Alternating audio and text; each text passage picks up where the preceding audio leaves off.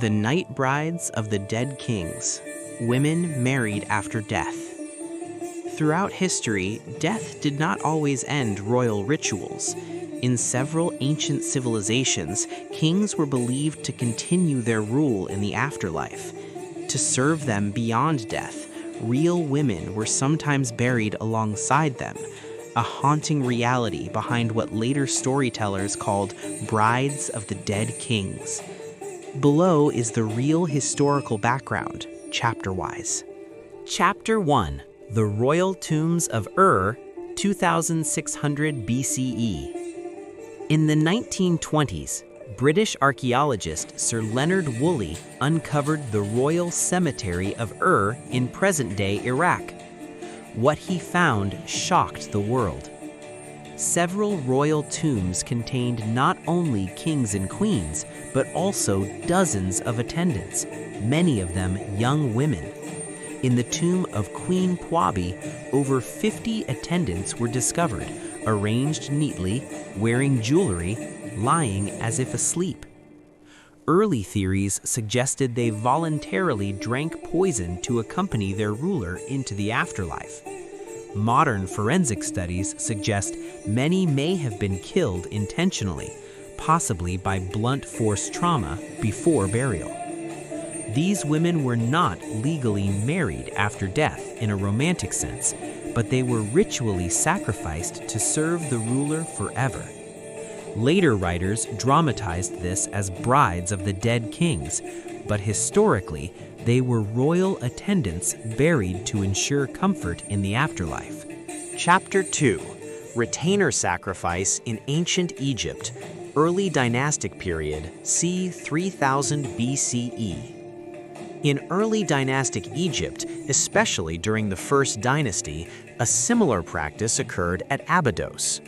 Around the tombs of early pharaohs, such as Jer, archaeologists found hundreds of subsidiary graves. These graves likely belonged to servants, officials, and possibly women connected to the royal household. Scholars believe they were sacrificed at the time of the king's burial to accompany him into the afterlife. However, by the Middle Kingdom, this practice largely disappeared. Instead of human sacrifice, Egyptians used symbolic servant statues called ushapti. This shift shows how ritual evolved from real human death to symbolic representation. Chapter 3. Imperial China and the Afterlife. Shang Dynasty, circa 1600 to 1046 BCE. In ancient China's Shang Dynasty, archaeological sites at Anyang revealed royal tombs containing sacrificed humans. Some were warriors, others appear to have been women associated with the royal court. These individuals were buried in chambers around the king's tomb, suggesting a belief that they would continue serving him after death. Like Mesopotamia and Egypt, this was not a formal marriage ceremony after death, but a ritualistic burial linked to afterlife beliefs. One of the most famous tombs is that of Lady Fu Hao, consort of King Wu Ding.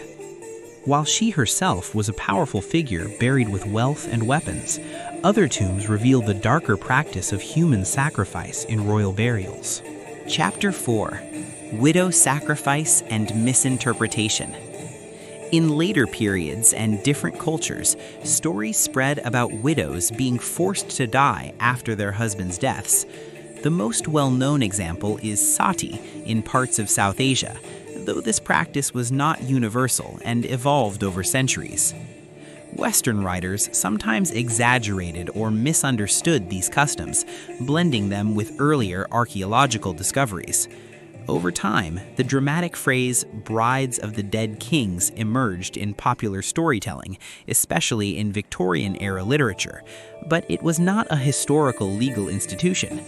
The real evidence shows ritual burial practices tied to beliefs about the afterlife, not romanticized ghostly weddings. Chapter 5. Myth versus Reality.